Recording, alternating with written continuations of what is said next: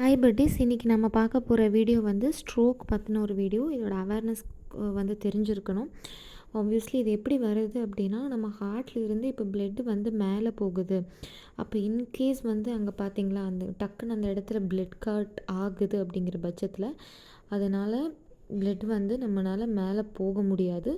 So அந்த இடத்துல எதுவுமே பண்ண முடியாத காரணத்தினால தான் அந்த இடத்துல கிளாட் ஆகுது.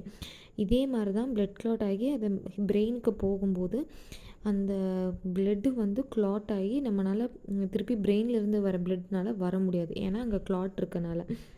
ஸோ இந்த ஸ்ட்ரோக்கை வந்து நம்ம எப்படியெல்லாம் தடுக்கலாம் அப்படின்னா வந்து ஃபாஸ்ட் அப்படின்னு சொல்லுவாங்க.